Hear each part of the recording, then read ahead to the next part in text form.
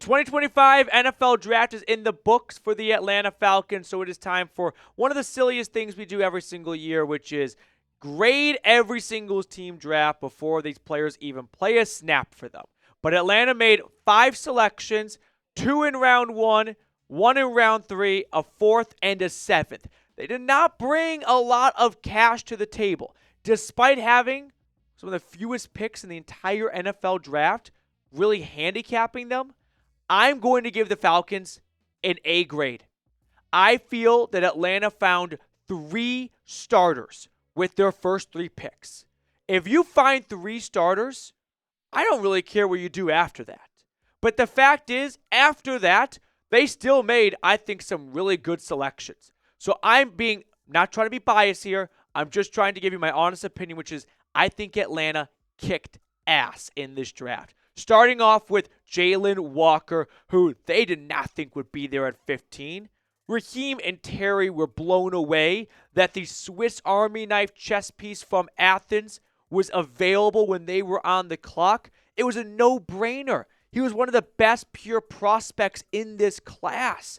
He only had 6.5 sacks last year, but when you factor in that he had the 7th most pass rush snaps for Georgia's defense, it's hard not to get excited about that.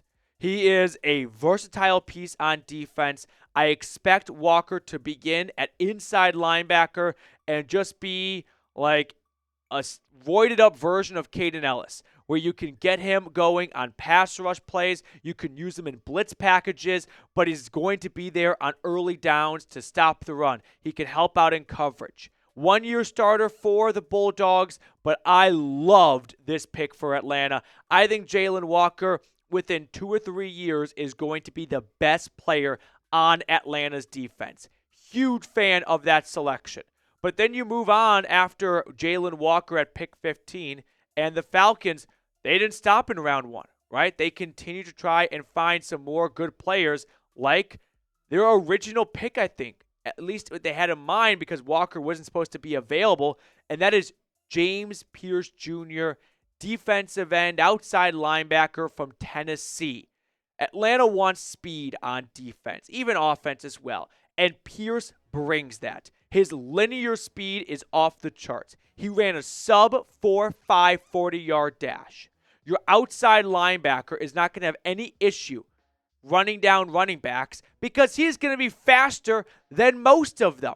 Now, last year for the Vols, he only had 7.5 sacks compared to 10 sacks the year before that in Tennessee in 2023.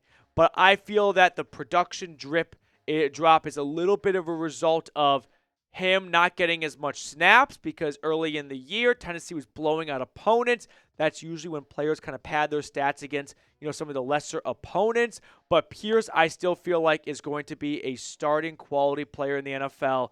I won't go as far to say, hey, the Falcons just got a perennial Pro Bowler. No, I think Atlanta just got someone who might have a similar career path to, like, say, Leonard Floyd. And I think the two kind of have some similarities as well from a frame perspective. But that's a guy who I think can get you 8 to 11 sacks. And for Atlanta, that is music to their ears because they haven't had a player get more than 7 sacks in nearly a decade.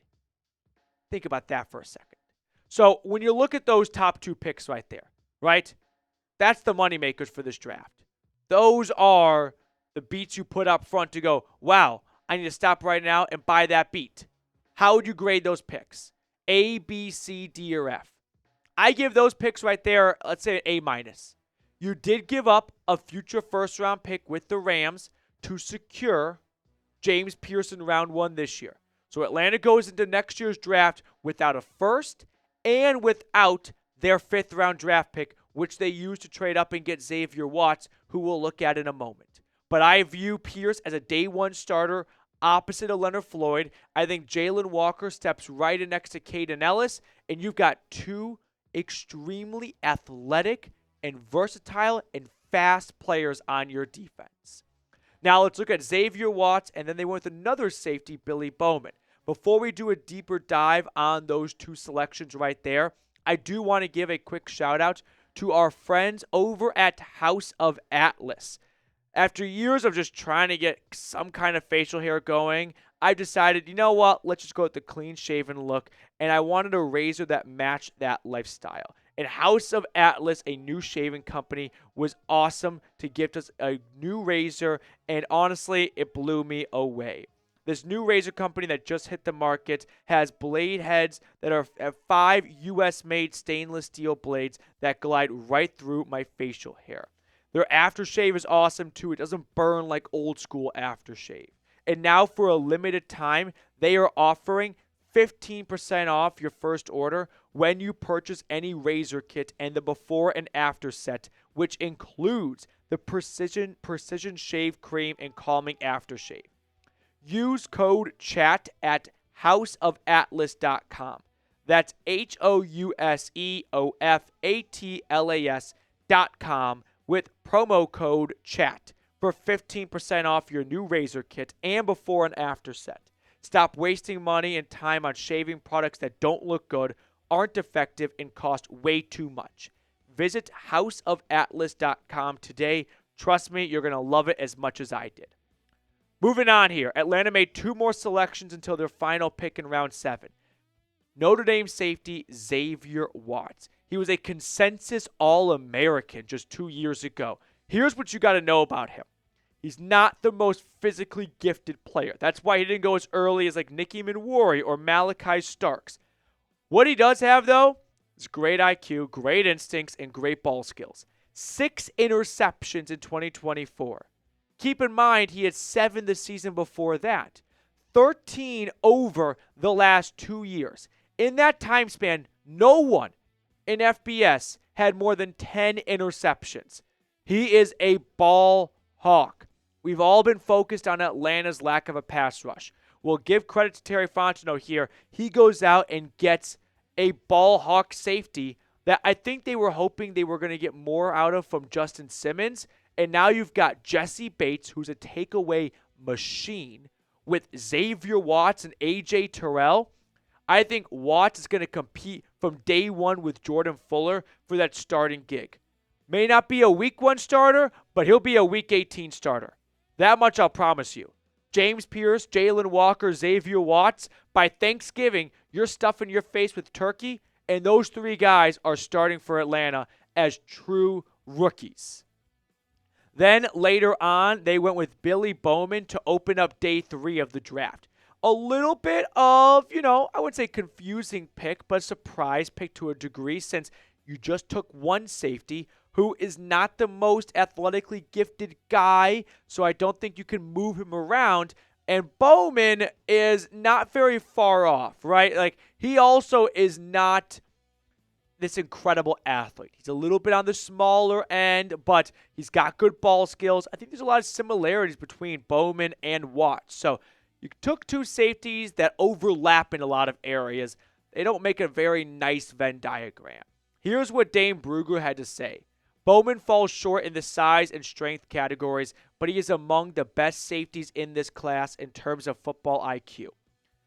Movement skills and competitive urgency. His disruptiveness, versatility on the back end will force teams to consider how much they are willing to compromise on desired side. Sorry, reading became hard for a second for me. So, 2 safeties in rounds 3 and 4, and I think that Atlanta just has a new safety quadrant between Jesse Bates, Xavier Watts, Billy Bowman, and Walker, who they signed in free agency, the guy that came over from Carolina, who played with Raheem Morris in LA. I like this pick as well. It's one of those traditional best player available. I think a lot of people thought this guy could go round 3. And there you are halfway through round 4. And sure, you may not need a safety, but if you love taking the best player on the board going, we'll figure out the rest later, here's your selection. So the only way this backfires is both these safeties kind of step on each other's toes. We'll see if either one of them can offer a ton in special teams, but with Bowman not being a great tackler and Watts not being super fast, there's some skepticism on my end about that possibility. And then to round out the draft, they go with Jack Nelson, an offensive tackle out of Wisconsin. Here's what I can tell you about him. He's 6'7", 318 pounds. Good luck getting past that guy right there. Plus, he looks like a classic Midwestern farmer from, middle of nowhere, Wisconsin. He was a 4-year starter for the Badgers. Played a little bit of right guard. Last 3 years, left tackle for them. I've heard everything I need to hear. I think offensive tackle is a spot that you can never have enough quality depth at. There is nothing more frustrating or infuriating than when you see a tackle get injured halfway through the game, and what happens after that? You can't run the ball anymore. What happened when Drew Dahlman went down? The running game went down, and then went back up when he returned. But you don't want Michael Penix running for his life because McGarry or Matthews is missing a little bit of time. So I like the idea of, hey, in round 7, let's just water the plant of offensive tackle because all we've got going really at that spot is Storm Norton. Like, these are fine tackles, but I feel like in round 7, why not just take a flyer, take a chance on if a player that hits at a cornerstone position? Someone that started 3 years at left tackle in the Big Ten, yeah, I'm going to be more optimistic about that pick than your average 7th-round pick. So even though Atlanta only had 5 picks in this draft, I think they made the most of those 5 picks. Quality over quantity for Terry Fontenot. He dug himself into a hole for next year. No 1st, no 5th. But for this year, I think he looked at this as an opportunity to go, I might not be picking next year, so I'm going to go down swinging this year. And I'm going to make sure I address the defensive issues. And he got a middle-of-the-field linebacker, a pass-rushing edge rusher, and a ball hawk safety. I'm in. So make sure you subscribe to the channel. I want to get to 35,250 subscribers before the day is up. If you haven't yet, please help me out. Scroll on down and click that subscribe button.